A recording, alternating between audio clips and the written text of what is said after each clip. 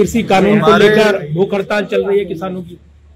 Public works के और NHAI के मल्टीपल प्रोजेक्ट्स पेंडिंग केंद्र सरकार के साथ, जिसके अंदर भारतमाला में 3 जो ग्रीन फील्ड कॉरिडोर बन रहे हैं, चाहे वो अमृतसर से लेके और गुजरात तक का, चाहे वो गुड़गांव से लेके गुजरात तक का, और तीसरा जो महत्वपूर्ण है वो इस्माइलाबाद से लेके नारनौल तक का। उसके अंदर NHAI के संबंधित कई ऐसे मामले थे। 3 हमारे यमुना के ऊपर ब्रिजेस के मामले पेंडिंग थे, और एक जो मैंने पीछे जब गडकरी जी ने इनॉग्रेशन अलग अलग प्रोजेक्ट्स के हरियाणा प्रदेश में करे थे, उनसे मांग करी थी कि ईस्ट वेस्ट कॉरिडोर हरियाणा के अंदर बनाए जाए, जिसके लिए 2 प्रपोजल हमारी सरकार ने केंद्र को भेजे हैं कि उनको भी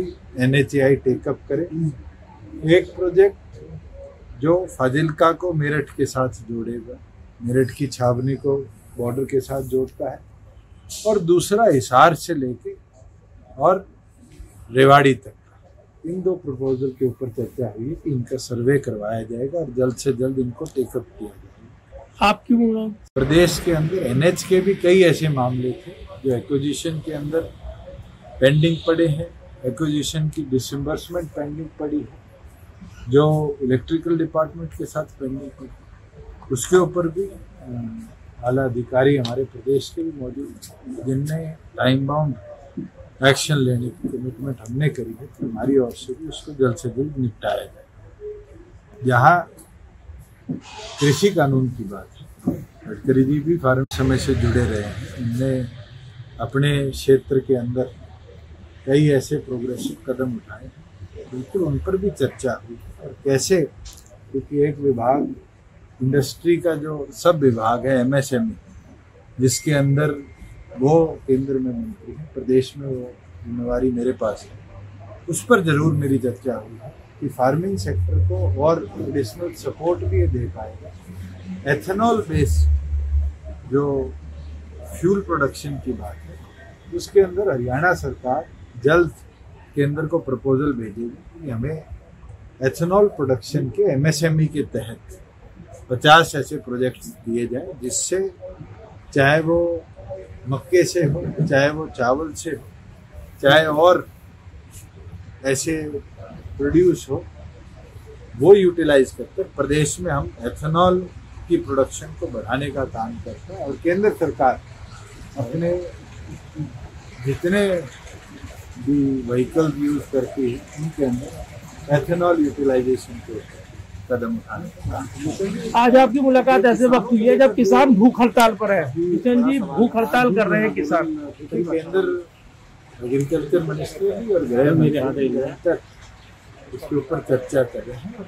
मैंने तो परसों भी कहा था कि हमें उम्मीद है कि जल्द इस पे 7वें दौर की चर्चा इसके ऊपर डिसीजन आएगा, और मैं उम्मीद करता हूँ जो अपडेट्स भी मिल रही हैं आप लोगों के माध्यम से ज़्यादा आती है, आजकल ब्रेकिंग आप लोग ज़्यादा करते हैं, जल्द 7वें चरण की चर्चा इसको।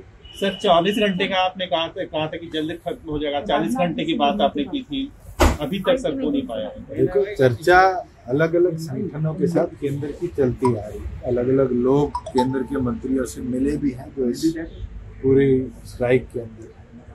मैं उम्मीद करता हूँ कि जो 40 का इनका ग्रुप पहले मिलकर गया तो 7वें चरण की चर्चा के ऊपर जल्द आएगा और जल्द इसके ऊपर कुछ फैसला। लेकिन किसान संगठन तीनों कृषि कानूनों को वापस लेने की मांग पर अड़ रहे हैं, आपको लगता है समाधान निकलेगा?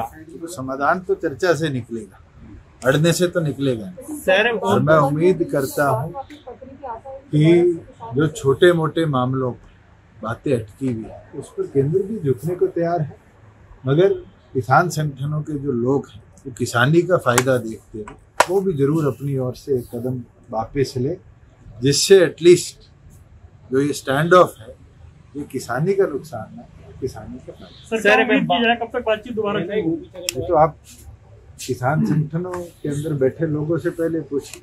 सर, बीजेपी ने वो तो कहते हैं कि अब जो है बातचीत से तो बात नहीं बन रही, अड़क और टसल से कभी भी बातें मनवाई, बातें तो म्यूचुअल चर्चा से। किसान बार बार ये कह रहे हैं कि जो कानून है, कृषि कानून, उसका जो बेसिक स्ट्रक्चर है वो इसके पीछे की इंटेंशन ही गलत है।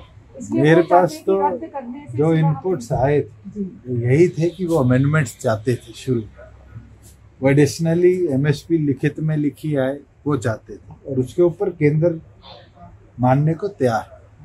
अब हर रोज नई बात और नए कदम के ऊपर जब चर्चा आती है तो मुझे लगता है फिर ये प्रोलॉन्ग करने की बात है। आज 17 दिन हो गए, आगे कितना लंबा जाएगा इसको किसको पता।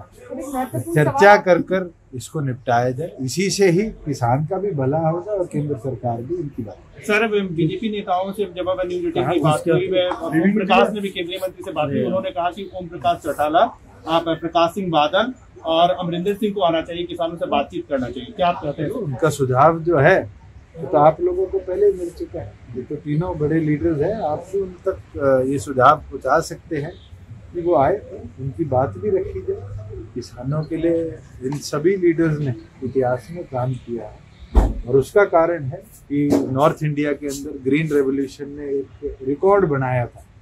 जब लोग टिब्बों पे खेती की नहीं सोचते थे, आज वहाँ पर कैनाल सिस्टम से पानी पहुँचाते, डेवलपमेंट करके दिखाई, और उन नेताओं को भी आगे आने चाहिए।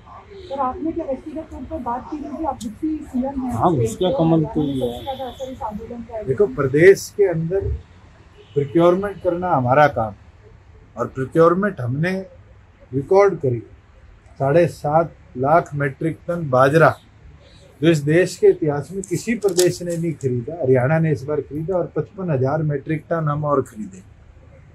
पैडी की जहाँ बात आएगी, हमारी किसी मंडी के अंदर भी जो 2 वैरायटी प्रोक्योरमेंट की थी वो खराब नहीं हुई, उसका एक एक दाना हमने। और तो और 1509 का जो रेट था वो जब एमएसपी की हमारी प्रोक्योरमेंट रेट से नीचे गया, उसको भी हमने एमएसपी पर प्रदेश की एग्रीकल्चर एजेंसीज के माध्यम से खरीदा। मूंगफली हो और ऐसी प्रोड्यूस की दाल जैसी, जिनको हमने एमएसपी पर खरीदा। और मैं तो अश्योर कर रहा हूँ कि आने वाली प्रोड्यूस के ऊपर की मैंने जल्द बैठक रखी हुई है, उसके अंदर जो एडिशनल प्रोड्यूस है फार्मर का, जो आज तक एमएसपी पे नहीं खरीदा गया, अगर फार्मर क्रॉप वेरिएशन की ओर जा रहा है तो उसको भी हम एमएसपी पे पूरी तौर पर खरीदेंगे। ठीक है सर। आपको राजनाथ जी से क्या लगता है कि राजनाथ जी जैसे नेता जो लंबा अनुभव है उनका किसानों के साथ, तमाम नेताओं का जो आज केंद्र में कैबिनेट में बैठे, राजनीतिक अनुभव खूब, वो लोग तो अपनी ओर से चर्चा कर रहे हैं, मैं चर्चा अगली ओर से भी आनी थी।